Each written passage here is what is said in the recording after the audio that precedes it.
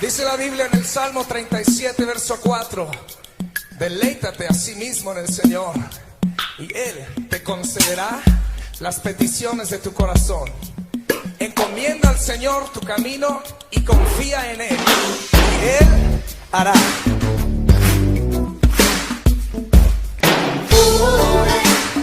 Ven y deleítate en el Señor, y Él te concederá las peticiones de tu corazón.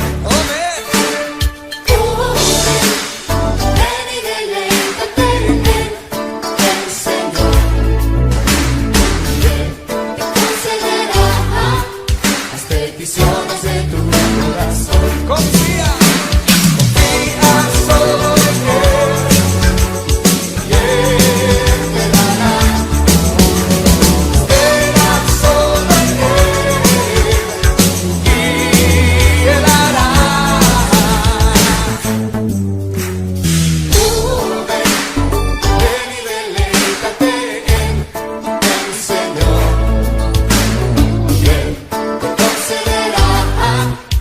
Peticiones de tu corazón. Ven y deleítate en el Señor, y Él te concederá las peticiones de tu corazón. Confía sobre Él, y Él te dará. Espera sobre Él.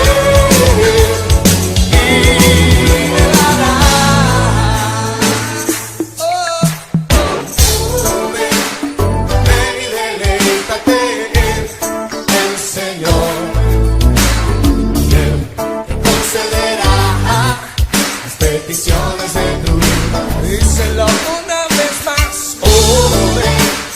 Ven y deleítate en el Señor, y Él te concederá las peticiones de tu corazón. Las peticiones de tu corazón. Las peticiones de tu corazón.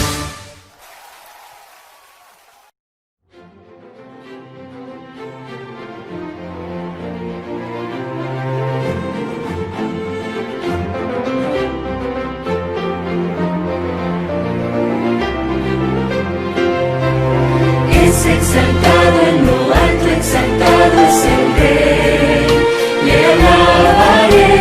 Es exaltado por siempre, exaltado, y yo le alabaré.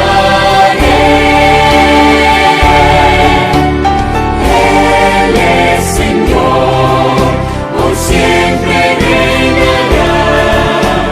Su creación, en Él se gozará. Es exaltado en lo alto, exaltado es el Rey.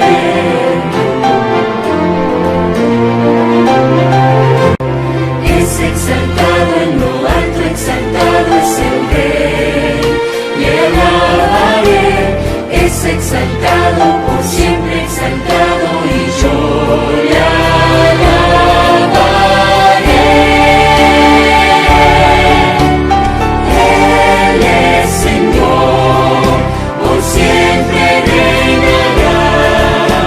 Su creación, en Él se gozará. Es exaltado en lo alto, exaltado es el Rey.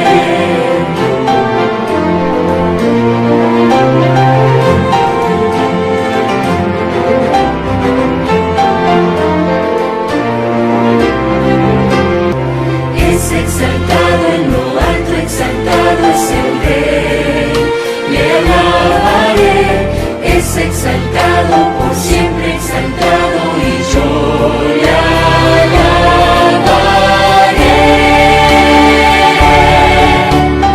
Él es Señor, por siempre reinará. Su creación, en Él se goza.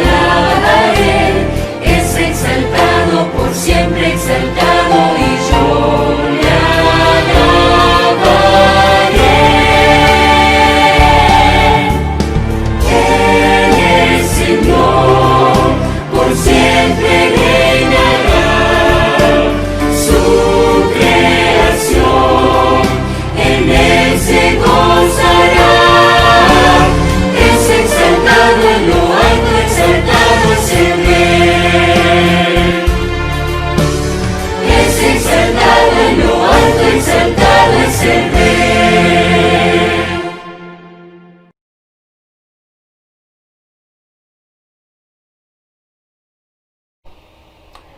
Muy buenos días, tengan todos ustedes, estimados hermanos, hermanas, amigos, amigas en Cristo Jesús. Vamos en esta mañana a exponer el capítulo 4 del libro del Apocalipsis, último libro de la Biblia, ¿sí? Y vamos a dar lectura de este capítulo para justamente exponerlo, ¿sí? Dice así en la versión Reina Valera de la Biblia, la palabra, dice, capítulo 4 del Apocalipsis: después de esto miré, y he aquí una puerta abierta en el cielo, y la primera voz que oí, como de trompeta, hablando conmigo, dijo: sube acá, y yo te mostraré las cosas que sucederán después de estas. Y al instante yo estaba en el Espíritu, y he aquí un trono establecido en el cielo, y en el trono uno sentado. Y el aspecto del que estaba sentado era semejante a piedra de jaspe y de cornalina. Había alrededor del trono un arco iris semejante en aspecto a la esmeralda, y alrededor del trono había 24 tronos, y vi sentados en los tronos a 24 ancianos, vestidos de ropas blancas con coronas de oro en sus cabezas. Y del trono salían relámpagos y truenos, y voces, y delante del trono ardían 7 lámparas de fuego, las cuales son los 7 espíritus de Dios. Y delante del trono había como un mar de vidrio semejante al cristal, y junto al trono y alrededor del trono 4 seres vivientes, llenos de ojos, delante y detrás. El primer ser viviente era semejante a un león, el segundo era semejante a un becerro, el tercero tenía un rostro como de hombre, y el cuarto era semejante a un águila volando. Y los 4 seres vivientes tenían cada uno 6 alas, y alrededor y por dentro estaban llenos de ojos, y no cesaban día y noche de decir: santo, santo, santo es el Señor Dios Todopoderoso, el que era, el que es y el que ha de venir. Y siempre que aquellos seres vivientes dan gloria y honra y acción de gracias al que está sentado en el trono, al que vive por los siglos de los siglos, los 24 ancianos se postran delante del que está sentado en el trono y adoran al que vive por los siglos de los siglos, y echan sus coronas delante del trono diciendo: Señor, digno, digno, digno eres de recibir la gloria y la honra y el poder, porque tú creaste todas las cosas y por tu voluntad existen y fueron creadas. Muy bien, este es el capítulo 4 de Apocalipsis. A manera de introducción, es bueno recordar que Apocalipsis fue escrito por el apóstol Juan, y que en el capítulo 1 se muestra, en Apocalipsis se muestra a Juan prisionero, desterrado en la isla de Patmos por el Imperio Romano, obviamente por cumplir el mandamiento, la gran comisión que le dejó Jesucristo a sus hijos, a sus discípulos, y anunciar el reino, y anunciar la buena nueva del reino de Dios, que ya había venido con la primera venida, valga la redundancia, de Jesucristo a la tierra. Y vemos a Juan, entonces allí, ya en capítulo 1, tomado por el Espíritu, escuchando voz estruendosa y tremenda y visualizando a Jesucristo mismo, ¿correcto? Eso es lo que pasa. Y ahora estamos en el capítulo 4, donde vamos a mirar al trono de Dios, la centralidad del trono de Dios, ¿correcto? Sin embargo, yo me pregunto siempre, cuando toco temas como estos, en la Biblia, ciertamente no solamente Juan, es también Ezequiel en el capítulo 1, es Daniel en el capítulo 7, que hablan de la centralidad del trono de Dios, ¿correcto? Y yo me pregunto hoy en día, ¿qué tiene que ver esto con los tiempos que vivimos? Con una pandemia pavorosa a nivel planetario. ¿Qué tienen que ver? Como que no hubiera ningún tipo de posibilidad de hablar de trono, de un gobierno, de una majestad, de una soberanía. ¿O es que acaso la Biblia justamente está para recordarnos y mostrarnos que, cuidado, sí, hay un trono de Dios que es central, no solamente para la Biblia, es central para toda la creación? Veamos rápidamente entonces este capítulo 4, que felizmente es breve. Yo los versículos 1 y 2 los coloco con este rótulo: la visibilidad del trono de Dios. Versículos 3 al 7, la centralidad del trono de Dios. Y 8 al 11, la dignidad del trono de Dios. Veamos por qué decimos en el versículos 1 al 2, la visibilidad del trono de Dios. Miren, volvamos a la palabra. Dice, después de esto, después de lo que habló Jesucristo a Juan para las iglesias, a través de sus ángeles, dice, después de esto miré, vi, observé, y he aquí una puerta abierta en el cielo, y la primera voz que oí, como de trompeta, hablando conmigo. Entonces, miren, mira, ve y escucha y ve, ¿correcto? Ve y escucha, ¿no? En el cielo, una puerta abierta en el cielo, ¿correcto? Es interesante que hay una idea de revelación. Dios revela a Juan. Parece que Juan está espiritualmente preparado para ver esta revelación y para escuchar sobre esta revelación. Y dice, ¿qué le dijo la voz? Sube acá y yo te mostraré las cosas que sucederán después de esta. Sube acá. Interesante. Juan en ese mismo momento no solamente que está experimentando el ver y el escuchar la voz del cielo, en el mismo cielo, sino que ahora la voz dice, sube acá. Y miren lo que dice el versículo 2, ¿no? Y al instante yo estaba en el Espíritu. Interesante, ¿no? Yo me pongo a pensar, sube acá, eso implicaría de repente, si es un viaje de la isla de Patmos al cielo, es un viaje pues larguísimo, que hoy día mismo también demora muchas horas. Sube acá. Juan está experimentando ahí una cosa interesantísima, que en la dimensión celestial no existen las distancias físicas como para nosotros, pero luego dice en el instante, tampoco existe la dimensión del tiempo. Miren, él ve, él escucha, él comprueba que no hay distancias que separen al hombre de Dios con el cielo, y él también comprueba, ¿no?, que los tiempos también son superados, ¿correcto? Y todo eso ocurre en esta visibilidad de Juan del trono de Dios. ¿Y qué más? Y él mira, dice, un trono, pero un trono que estaba ocupado, por alguien. Esa es la experiencia de Juan, pero es interesante, porque esa experiencia de Juan, correcto, de otras formas se presenta también en la Escritura, en el Nuevo Testamento. A mí me llama mucho la atención lo que experimentó el mártir Esteban, en el capítulo 7 de Hechos de los Apóstoles, versículos 55 y 56, especialmente antes que lo linchen, antes que lo maten a Esteban, esta agrupación de judíos cucufatos, religiosos y no religiosos, antes que ocurra su muerte, su martirio, antes dice, vio los cielos, y dice, veo a Dios el Padre y a su Hijo Jesucristo sentado a su diestra. Vio los cielos abiertos, y a Dios el Padre y a Jesucristo a su diestra. Él vio la gloria de Dios, vio el trono de Dios, vio al trono de Dios y a su diestra al Hijo Jesucristo. Vio.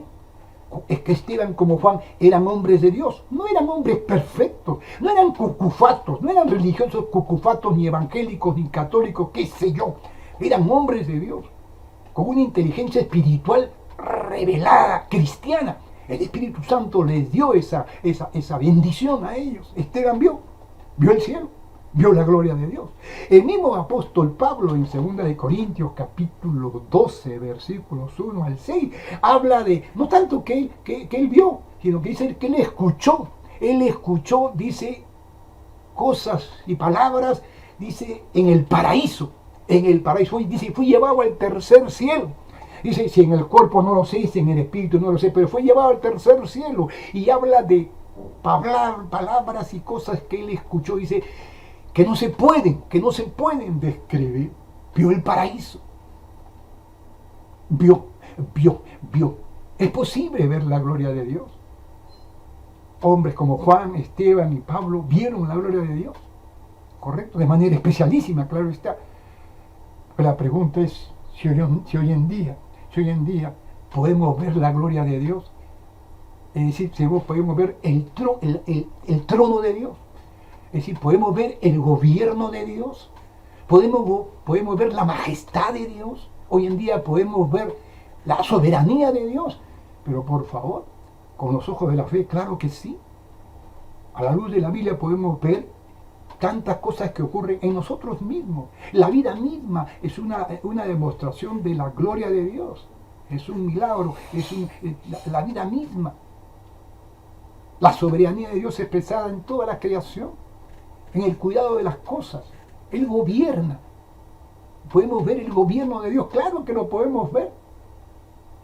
Todos los cristianos verdaderos, el remanente fiel a Jesucristo, no necesariamente los religiosos o los eclesiásticos necesariamente, pero el remanente, los que verdaderamente creen en Jesucristo, ¿no? Los que son coherentes o procuran ser coherentes entre lo que enseñan y lo que hacen, entre lo que dice la palabra y lo que se vive, esa gente, que son la gran minoría a nivel del planeta Tierra, esos podemos ver la gloria de Dios, podemos ver el trono de Dios en cuanto a su gobierno, a su majestad, su soberanía. Ese es el desafío, y eso es lo que hay que enseñar a la gente que no cree en el Evangelio, que es posible hoy en día también ver al trono de Dios, su gobierno, su soberanía, su majestad, expresada de mil maneras concretas. Segundo punto, vamos a avanzar entonces a versículos 8 al 11, 3 al 7, la centralidad, propiamente dicha, la centralidad del trono de Dios. Leo cada versículo muy interesante. Versículo 3 dice: y el aspecto del que estaba sentado era semejante a piedra de jaspe y de cornalina. El que estaba sentado, Dios el Padre. Miren, es un aspecto indescriptible, ¿no? Indescriptible. Dice semejante, ¿a qué? A piedras preciosas como el jaspe y la cornalina.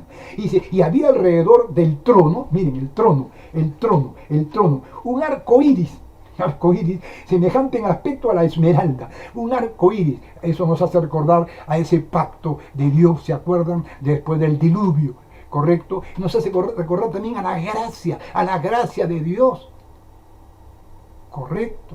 ¿No? Seguimos, versículo 4. Y alrededor del trono había 24 tronos, y vi sentados en los tronos a 24 ancianos, vestidos de ropas blancas, con coronas de oro en sus cabezas. Es decir, y alrededor del trono, otra vez alrededor del trono, el trono es central. Dice, habían 24 tronos, algunos dirían tronitos, 24, ¿por qué? Posiblemente tendría que ver con 12 tronos de los jefes del pueblo de Israel en el Antiguo Testamento, y los 12 tronos en el Nuevo Testamento para los apóstoles, posiblemente representando así al pueblo de Dios, correcto, en el Antiguo y Nuevo Testamento, posiblemente, ¿no es cierto? ¿Sí? Pero estaban allí. ¿Qué más dice? Y 24 ancianos, dice, vestidos de ropas blancas, con coronas de oro en sus cabezas, es decir, ropas blancas, significado de santidad, de justicia, coronas de oro, de fuerza, de poder. ¿Sí? Seguimos, versículo 5. Y del trono salían relámpagos y truenos y voces, y delante del trono ardían 7 lámparas de fuego, las cuales son los 7 espíritus de Dios. Miren todo lo que ve Juan. Y del trono, la centralidad del trono, y del trono salían, dice, repito, relámpagos y truenos y voces. ¿Se acuerdan cómo va a hacer el encuentro Dios con Moisés? Esos encuentros eran unos encuentros tremendos, muy parecidos a lo que está acá señalándose, a lo que pasó Moisés con Dios allá en el monte Sinaí, correcto, en el Antiguo Testamento. Y dice y habla de 7 lámparas que ardían de fuego, y los cuales son los 7 espíritus de Dios. Es decir, los 7 espíritus, los espíritus de las 7 iglesias, el Espíritu Santo, él vio eso, a la representación del Espíritu Santo mismo, allí junto al trono de Dios, ¿Qué más ve? ¿Qué más que dice el versículo 6? Y delante del trono había como un mar de vidrio semejante al cristal. Un mar de vidrio. El mar es siempre sinónimo o de oscuridad o de distancia. Dios es distante, Dios es otro de su creación. Él es otro, Él es único, Él es incomparable. ¿Correcto? Y además, ¿qué dice? En el 6, ¿qué más dice? Y junto al trono y alrededor del trono, el trono, 4 seres vivientes llenos de ojos de delante y detrás. ¿correcto? 4 seres vivientes, llenos de ojos, que todo lo ven, que todo lo ven, y que todo lo cuidan, que todo lo vigilan, que nada se escapa, a la centralidad del reino de Dios. 7. El primer ser viviente era semejante a un león, el segundo era semejante a un becerro, el tercero tenía rostro como de hombre y el cuarto era semejante a un águila volando. Al parecer, según los estudiosos bíblicos, acá hay una representación o una simbolización de que el león de la nobleza de la creación, de la naturaleza animada, de los seres vivos, la nobleza de la creación. El toro es sinónimo de la fuerza, de fuerza, de poder en la creación. El hombre es sinónimo de la sabiduría, de la inteligencia en la creación. Y las águilas como la posibilidad de ver ahí la agilidad, la rapidez de lo que ocurre en la creación. Muy bien, todo esto alrededor del trono, la centralidad del trono, todo esto alrededor del trono. En el cielo la cosa está muy clara, todo está centrado en el trono de Dios, ¿correcto? La pregunta es, en el cielo él vio todo eso, Juan. ¿Vio todo eso, Juan? ¿Lo vio de alguna manera Ezequiel o el mismo Daniel? De alguna manera, ¿correcto? La pregunta es si esa centralidad del trono de Dios es real en nuestras vidas, en nuestras familias, en nuestras congregaciones. Hoy en día más que nunca. Es realmente central el trono de Dios. Es decir, Dios realmente gobierna. Dios realmente expresa su majestad y su soberanía en nuestra vida, en nuestro hogar, en nuestra congregación, en nuestro barrio, en nuestro país, en nuestro planeta. Lamentablemente hay que decirlo que muchas veces no es el centro de nuestra vida, incluso de los que nos llamamos creyentes, de los que nos llamamos convertidos, conversos a Cristo Jesús, de los que nos creemos parte del remanente, muchas veces no es Dios el centro de nuestra vida, comenzando conmigo mismo, Nelson Ayón, a mis 70 años o 71 años de vida. Muchas veces no es Él el centro de mi vida. Muchas veces tengo que decirlo lamentablemente y es una cosa lamentable. Porque mucho pierdo yo, mucho pierde mi familia, mucho pierde mi vecindad, mucho pierde a la gente a la cual de alguna manera pretendo pastorear. Mucho pierde el país. Ese centro de tu vida, amigo, hermano, Dios, de verdad. No hablo de la religión. No hablo de la religión católica, evangélica, cual sea. Hablo si Jesucristo en este caso es el centro de nuestra vida. Es Dios, el trono de Dios, el que gobierna nuestra vida, está en el centro de nuestra vida, en el centro de las iglesias, o es lamentablemente el pastor, el misionero, o una familia adinerada, o una familia mediática, el centro de la congregación.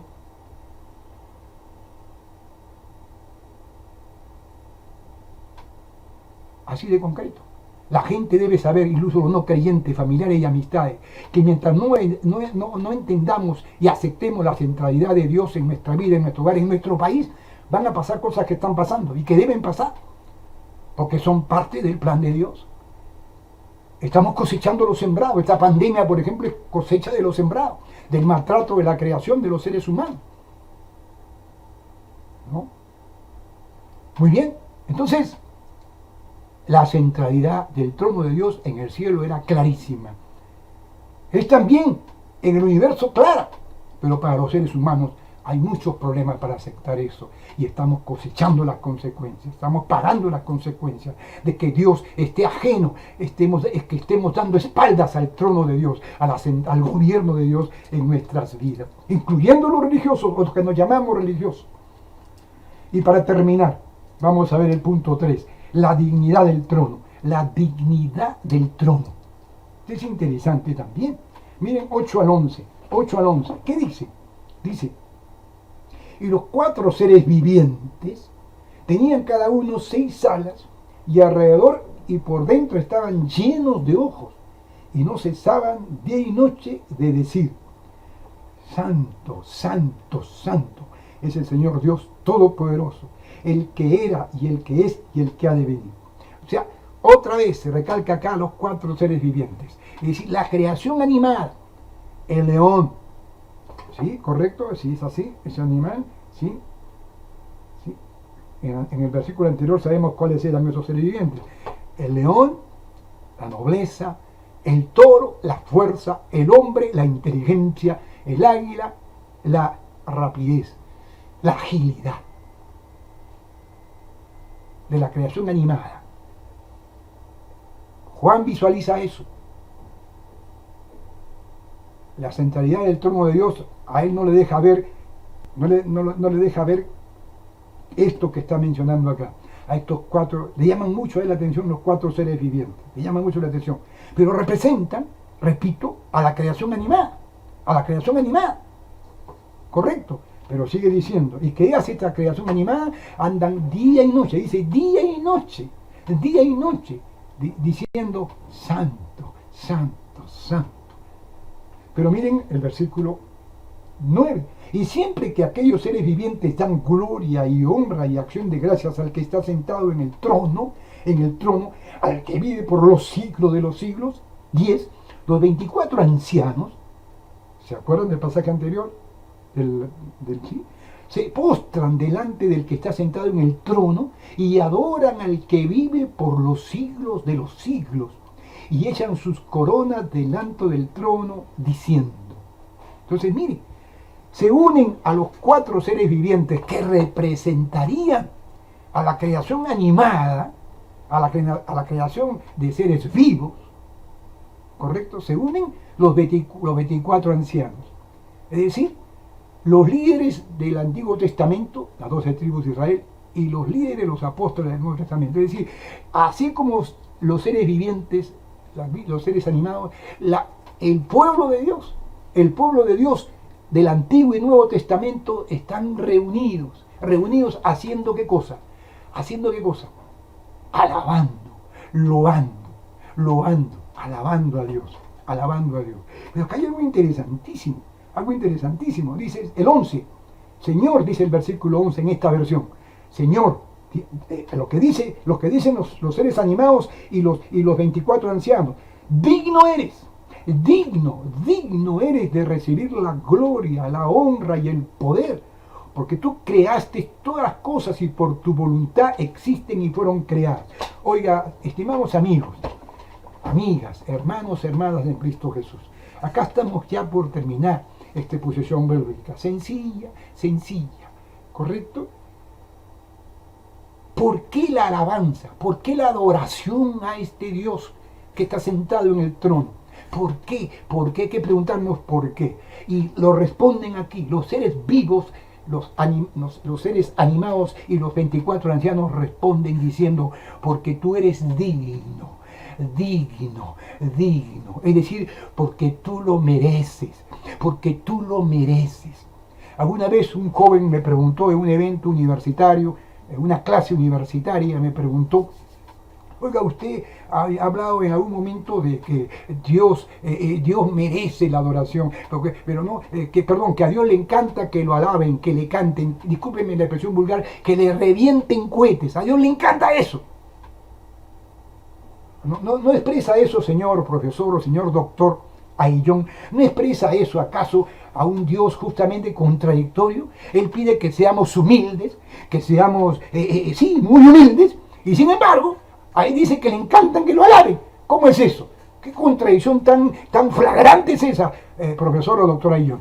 Yo lo miré y me gustó la pregunta porque hace rato que tengo la respuesta para ese tipo de preguntas. Le digo, qué buena tu opinión, buena tu observación. Le digo, se nota que eres puntilloso, hasta con Dios. Interesante, qué curioso, qué gracioso. Le dije, muy bien, te voy a responder. A mí también me encanta que me alaben. ¿A ti no? Y a todos aquellos que dicen que no, posiblemente a que lo más les gusta que los alaben, que le revienten cohetes. A todos nos gusta que nos revienten cohetes, a uno más que otros. Porque somos imagen y semejanza de Dios, y algo tenemos de Dios en ese sentido. La respuesta es esta. Pero ¿por qué Dios quiere eso? Porque es absolutamente de justicia. Es justo. Él se lo merece. Él sí merece la alabanza. Él sí merece la adoración. El pastor Nelson no. A veces yo digo de broma a mis alumnos cuando recién nos presentamos en una clase, les digo, cuando ponen en los documentos que van a entregar un trabajo de investigación, les digo, pongan allí tal y tal, el índice, qué sé yo, y si quieren pongan una dedicatoria. Una dedicatoria puede ser así, si ustedes quieren, si no, no. Gloria eterna al profesor Ayllón. Gloria eterna al profesor Ayllón. Y jajaja, se ríen todos. Y tienen razón de reírse. ¿Cómo que gloria eterna al profesor Ayllón? O gloria eterna al misionero tal o cual, o la familia tal o cual, ¿no? O a la CONFIET, sindicato de los empresarios. CONFIET, sindicato de los empresarios, por ejemplo. No, señor, la gloria eterna, la adoración, la alabanza eterna debe ser al Dios Trino, al Dios que está sentado en ese trono del capítulo 4 de Apocalipsis. ¿Por qué? ¿Por qué ellos lo dicen? Porque eres digno, tú eres el único digno. Digno significa merecedor. Tú eres el único que merece que lo adoren. Y ojo, de día y noche, día y noche. Y claro, si usted no ve con cuidado el texto, va a decir, en el contexto bíblico, día y noche no quiere decir que estés metido en el templo todo el día o orando todos los días, las 24 horas. Eso suena aparentemente muy espiritual, pero no es bíblico.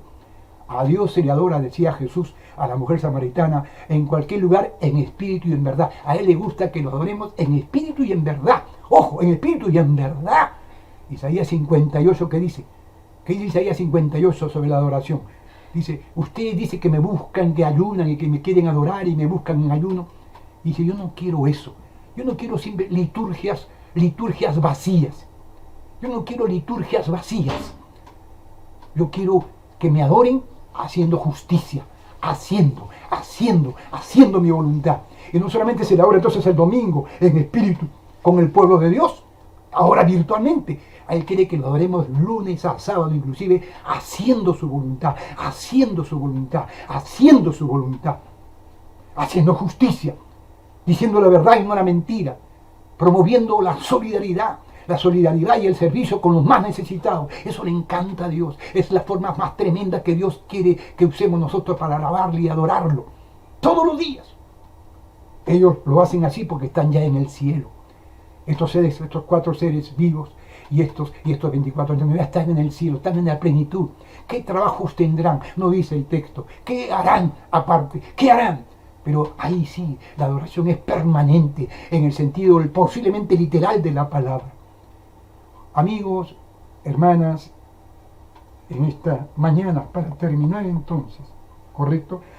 Me gusta mucho Isaías, estamos ya terminando, Isaías 40, 12 al 31. Lean en sus casas, Isaías 40, 12 al 31, nos da toda una argumentación tremenda, poderosa. ¿Por qué Dios?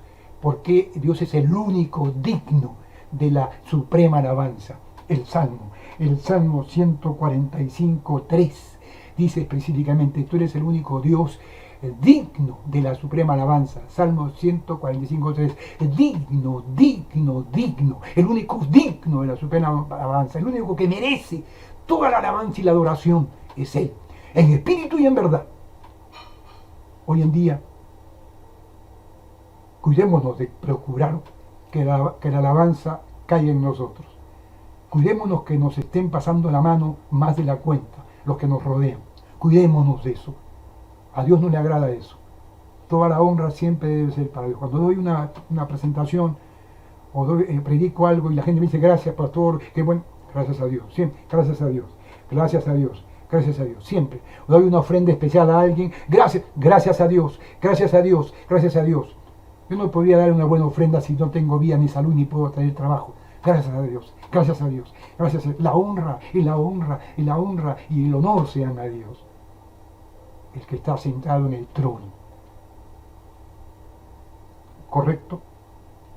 Lean en sus casas Isaías 40, 12 al 31. Realmente es extraordinario ese pasaje de los merecimientos de Dios para ser adorado y alabado, como lo hicieron estos 4, o lo hacían estos 4 seres vivientes y los 24 ancianos.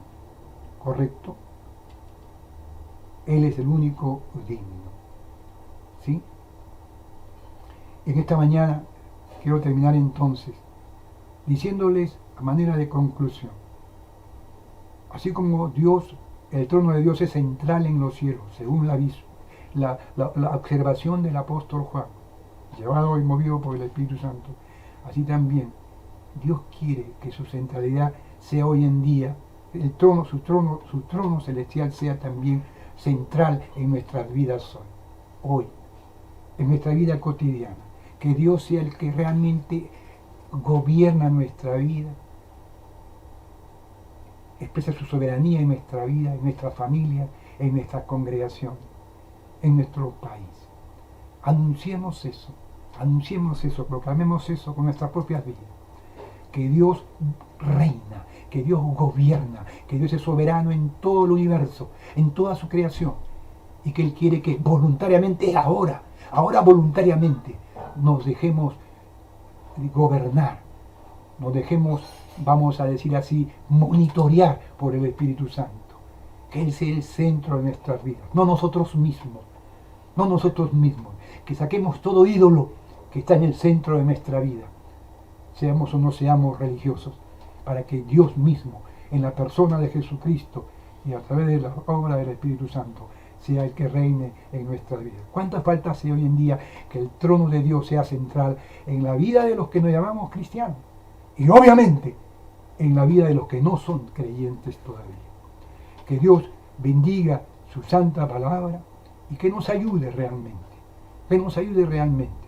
a ser minucioso, no solamente con la exégesis, con lo que dice el texto, sino con lo que tiene de actualidad, de aplicación el texto para hoy, siglo XXI, donde la gente está muriendo por el susto de la pandemia, o por el susto del hambre, o por el susto de la desorientación, de vivir sin significado, sin perspectiva. El reino de Dios, el trono de Dios, en la medida que sea central, va a dar luces para que el pueblo de Dios testifiquemos y mucha gente se rinda ante ese trono. Que Dios bendiga su palabra. Muchas gracias, estimados hermanos y amigos, una vez más, que Dios les bendiga.